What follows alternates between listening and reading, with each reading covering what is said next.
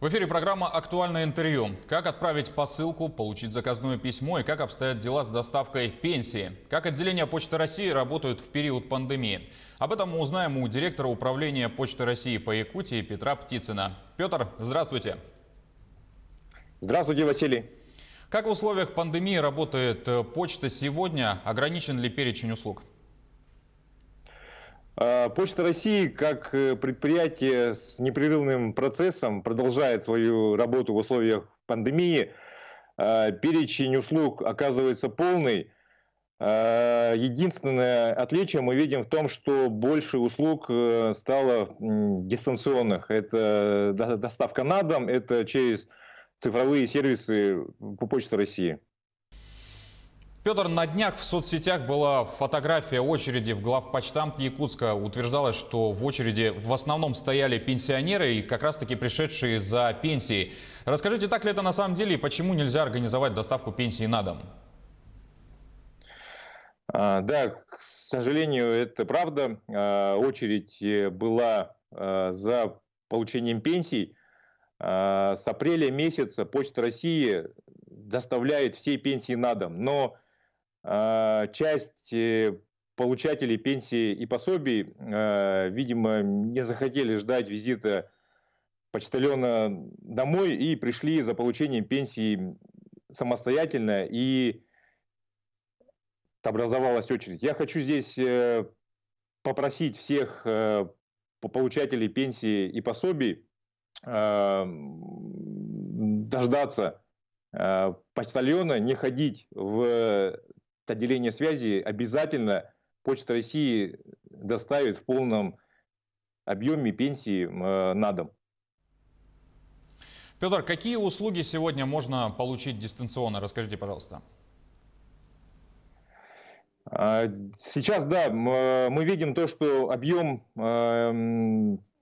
цифровых сервисов через сайт Почты России, через мобильное приложение почты, он растет.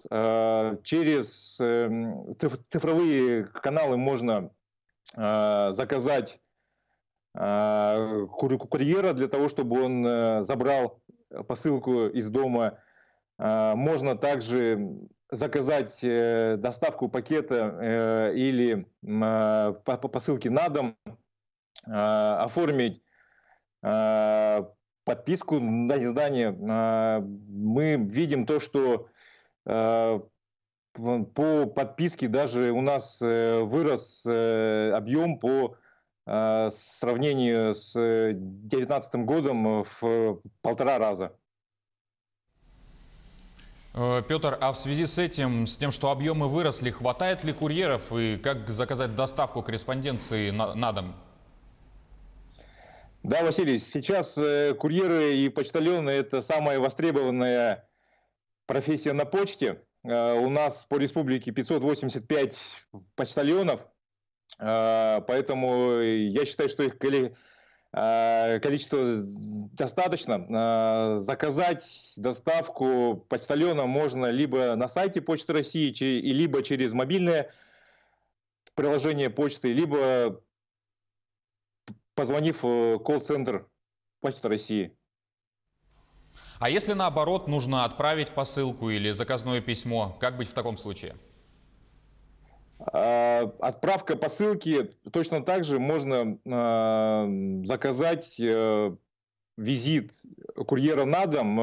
Курьер придет к клиенту,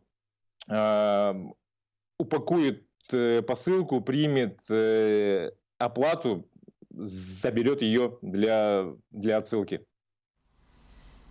Петр, сейчас в условиях пандемии и самоизоляции очень востребованными стали доставки продуктов питания, товаров первой необходимости. Расскажите, Почта России начала предоставлять такие услуги?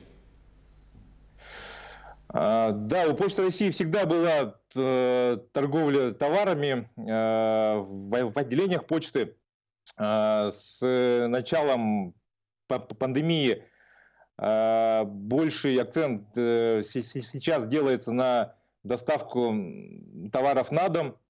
По Якутску, по крупным городам мы видим, что данная услуга сейчас очень востребована, и в несколько раз выросли тоже объемы заказов. Заказать посылку можно либо по телефону также, либо по почтальону, который доставляет те же самые пенсии, посылки, письма. В том, что все эти услуги есть в столице региона и крупных городах, вопросов не возникает. Но расскажите, как обстоят дела сегодня в маленьких селах и населенных пунктах? И есть ли там курьерские доставки и услуги? Да, Почта России оказывает все услуги полностью во всех отделениях связи. Единственное, конечно, если мы говорим о маленьких отделениях почты в сельской местности, то там зачастую начальник отделения почты, он и курьер, он и почтальон, и оператор. Поэтому здесь он как может, так и справляется с этими функциями. Поэтому все услуги во всех отделениях почты есть. Петр, вы уже сказали, что количество посылок и доставок, их объемы выросли за последние месяцы, но ведь авиасообщение со многими странами было закрыто. Как это повлияло на количество корреспонденции и посылок?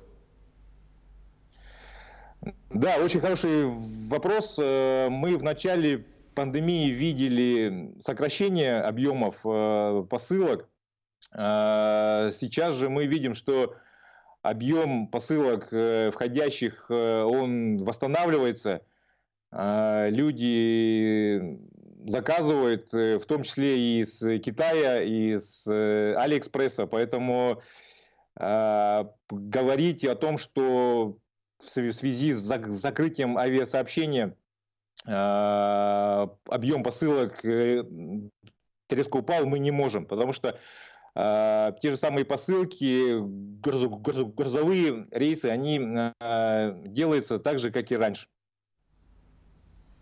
Многие спрашивают, насколько безопасно в плане распространения коронавирусной инфекции заказывать товары почтой. Как только началась пандемия еще с Китая, самый первый вопрос был именно, передается ли коронавирус по посылкам. Совершенно верно. Мы тоже ставили перед собой такой вопрос. В первые месяцы пандемии выдерживали карантинный срок по посылок, но по исследованиям и Всемирной организации здравоохранения и нашего Роспотребнадзора было установлено, что вирус через посылки не передается. Время жизни вируса на предметах не более 2 суток. И после того, как было получено разрешение, мы не останавливаем свою деятельность, и посылки также идут, как и раньше. Петр, а как в целом пандемия повлияла на работу Почты России? И будут ли пересматриваться в будущем планы и форматы работы в связи с этим? Да, мы уже сейчас видим то, что стало больше обращений к цифровым сервисам Почты России, увеличилось количество запросов на оказание дистанционных услуг по доставке на дом и посылок, и товаров. Та же самая подписка, вот о которой я говорил, в дистанционном канале через мобильное приложение Почты России очень сильно выросла, хотя тренд последних лет был на то, что подписка на печатные издания падала. Но в этом году мы в апреле месяце увидели, что объемы у нас очень сильно выросли, и причем именно выросли объемы подписки в цифровом канале в мобильном приложении Почты России. Ну что ж, Петр, наша программа подошла к концу. Спасибо, что уделили время, ответили на вопросы. Удачи вам и всего доброго. Спасибо вам. Всего доброго. О работе почты в период пандемии мы говорили с директором управления Почты России по Якутии Петром Птицыным. Вы смотрели актуальное интервью. Оставайтесь с нами.